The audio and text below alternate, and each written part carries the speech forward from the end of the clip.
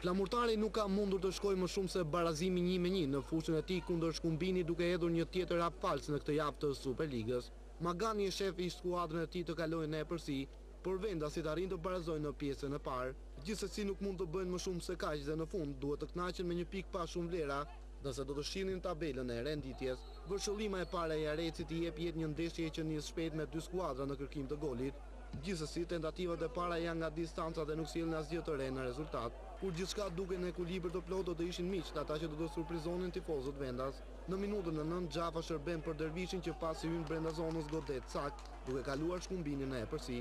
Reagimi i flamurtarit është i dobët. Magani nuk pajtohet me lojën e skuadrës së tij dhe kërkon më shumë nga të besuarit. Kërkesat e teknikut merren në konsiderat nga futbollistët blonjat që rrisin rrezikshmërinë në aksionet e tyre. Minuta të mira për flamurtarin që shkon shumë pra golit të barazimit, por portieri Bejte nuk lejon topin të prek rrjetën e tij.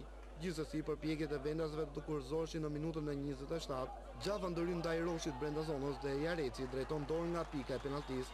Protestojnë për këtë vendim futbollistët e Shkumbinit, por Jareci nuk ndryshon mendje. Nga 11 metra, Mema luan sakt duke vendosur përsëri shenjën e barazisë në shifra.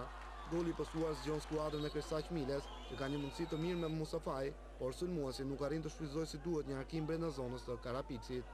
Minutat e fundit të pjesës së parë do të shihnin dy skuadra sulmuese, por goli do të mungonte dhe ky fraksion do të mbyllej në barazë shpesh të plot. Me rikthimin në fushë, skuadra e Maganit tregon menjëherë se nuk pajtohet me këtë barazim dhe shel nga porta e Bejtes.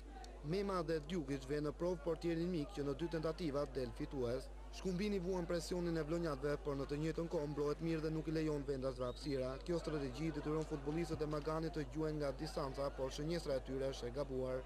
Deri atëherë në pritje, Shkumbini rrezikon të vendosë përsëri qetësinë në stadium në minutën e 70. Çapja lëshon një silur nga distanca dhe topi pasi grushtohet nga Moçka shkonte Mustafa Raj, i cili nuk arrin ta dërgojë atë në rrjet. Skuadra peqinase është pragmatiste në lojën e saj, pret në gjysmëfushë kundërshtarit dhe kërkon të surprizojë ata me rastet e paraqitura.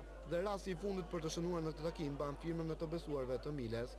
Çapja nuk arrin të gjuajë si duhet, por topi shkon gjitur me shtyllën e Majt Pingule, duke qetësuar gjakrat e vendasve, që në fund janë dorëzuar përpara këtij barazimi, i cili nuk ndryshon as pak gjendjen e tyre në fundin e renditjes. Flamurtari ka 7 pikë në 8 ndeshjet e luajtura.